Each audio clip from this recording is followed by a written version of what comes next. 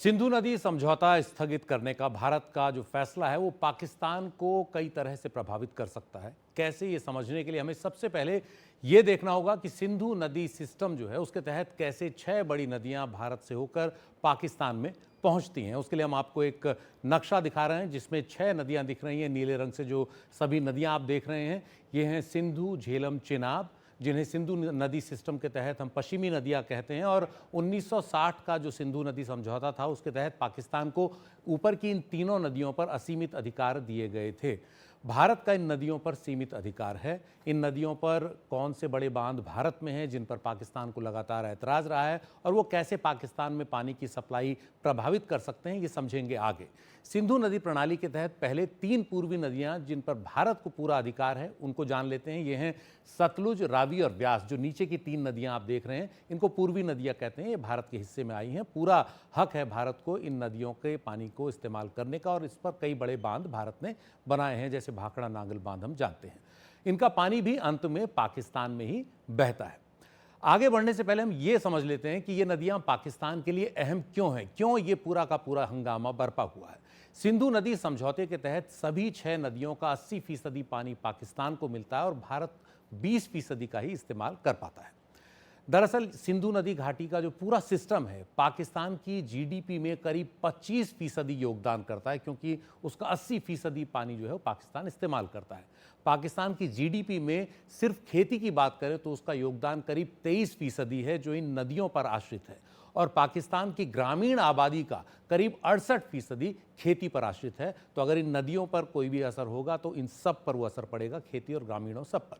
लिहाजा सिंधु नदी समझौते को स्थगित किए जाने के बाद इन नदियों के प्रवाह में किसी भी तरह की रुकावट पाकिस्तान को हर तरह से परेशान करेगी।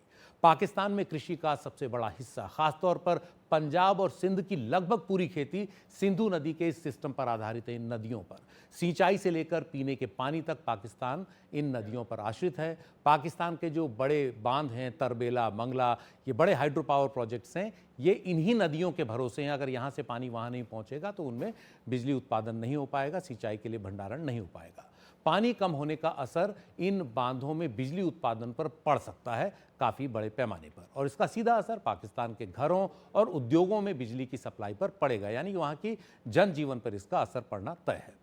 अब जब भारत ने सिंधु नदी समझौते को स्थगित कर दिया है तो इसके बाद अब भारत सिंधु नदी समझौते के तहत 3 पश्चिमी नदियों यानी सिंधु, झेलम और चिनाब को लेकर अपनी शर्तों को तोड़ सकता है, जो ऊपरी हिस्से में हम दिखा रहे हैं, और इसका सीधा असर पाकिस्तान में पानी की उपलब्धता पर पड़ सकता है। समझौते के तहत भारत कुछ शर्तों के साथ इन ऊपर की 3 नदियों, पश्चिमी नदियों का जो पानी है उसका इस्तेमाल कर सकता है, जैसे पीने के लिए, सिंचाई के कामों के लिए, और इसके अलावा run of the river dams जो है वो भी भारत इन पर बना सकता है। लेकिन अब भारत ने इन शर्तों को मानने से इनकार कर दिया है। सिंधु नदी समझौते के तहत भारत ने अपने अधिकार के में आने वाली जो सभी नदियां हैं उन पर बांध बनाए हैं, लेकिन खासतौर पर पश्चिमी नदियों पर जो बांध भारत ने बनाए, run of the river dam से सारे के सारे, उन पर पाकिस्तान को हमेशा से ऐतराज रहा। उसकी शिकायत है कि भारत ने सिंधु नदी समझौते का उल्लंघन किया और वो उसका पानी रोक सकता है।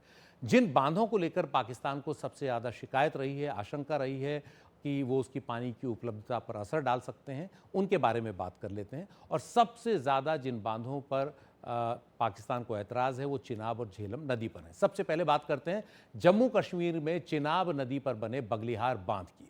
चिनाब नदी हिमाचल प्रदेश के लाहौल स्पीति ज़िले से बारलाचाला से निकलती है। ये 2 नदियों से मिलकर बनती हैं जिनके नाम है चंद्रा और भागा। हिमाचल से ये नदी जम्मू कश्मीर जाती है। इस नदी में पानी का प्रवाह काफ़ी ज़्यादा है।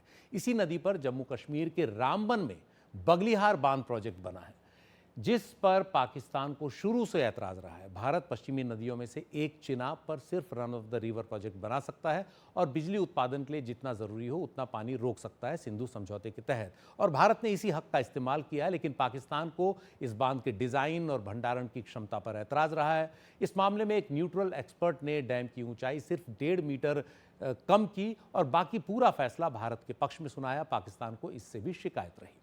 दूसरा जो बांध है वो है चिनाब नदी पर ही एक और बांध, रातले बांध।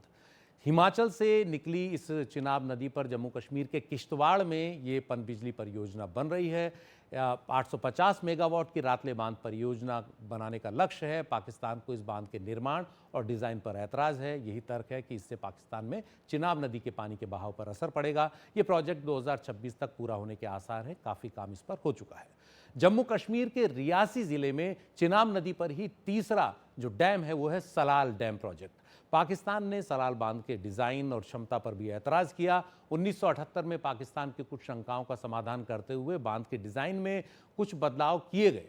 1996 में बांध का आखिरी चरण पूरा हो गया और तब से चल रहा है, लेकिन पाकिस्तान का अब भी कहना है कि इस बांध की भंडारण क्षमता बहुत ज़्यादा है। इसमें इतना पानी जमा हो सकता है कि पाकिस्तान में पानी की किल्लत पड़ सकती है। उसकी दलील है कि सिंधु नदी समझौते के तहत भारत को ऐसा बांध बनाने की इजाज़त नहीं है, जबकि भारत का कहना है कि run of the river project है।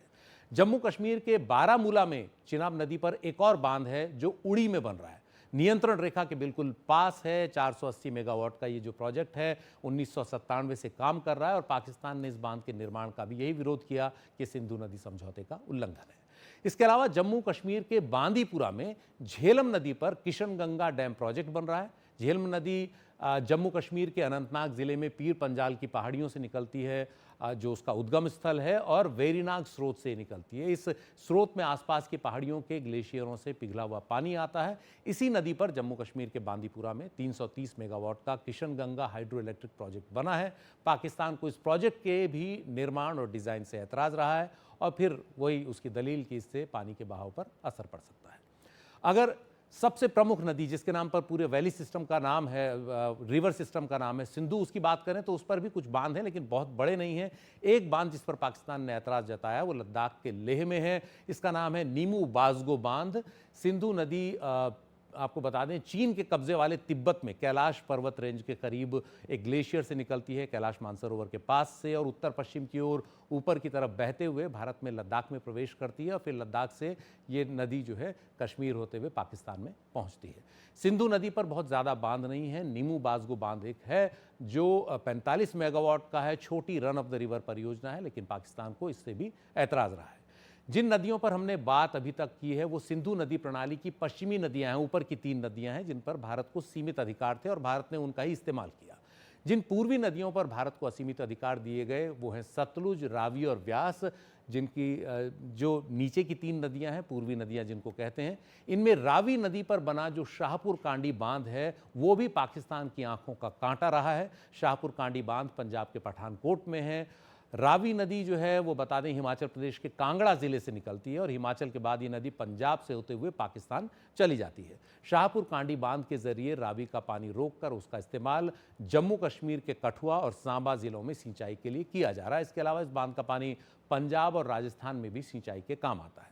इस बांध की ऊंचाई करीब 55.5 मीटर है। एक मल्टीपर्पज़ रिवर वैली प्रोजेक्ट है जिसमें 2 हाइडल पावर प्रोजेक्ट भी हैं और इनकी बिजली बनाने की क्षमता 206 मेगावाट है। ये बांध 2004 में बनकर पूरा हुआ और ये बिजली बनाने और सिंचाई सबके काम आ रहा है।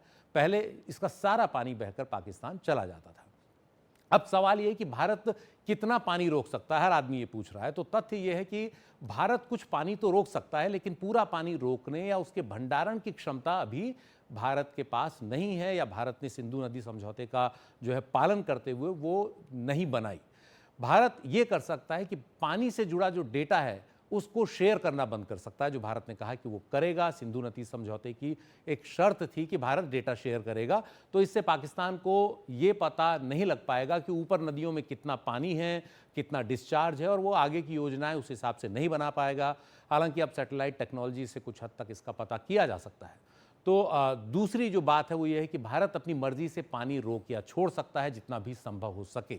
इससे पाकिस्तान में कृषि, सिंचाई और बिजली उत्पादन काफ़ी ज़्यादा प्रभावित होगा। बरसात के दिनों में बहुत ज़्यादा पानी भारत द्वारा छोड़ा जा सकता है अचानक, और सर्दियों के दिनों में जब पानी कम हो तो भारत इस पानी को काफ़ी रोक सकता है, इतना कि पाकिस्तान में जो जनजीवन है उस पर असर पड़े, पाकिस्तान की सरकार पर जनता का दबाव बढ़े, पाकिस्तान परेशान हो। अब देखना है आने वाले दिनों में किस तरह से इस रणनीति का भारत इस्तेमाल करता है।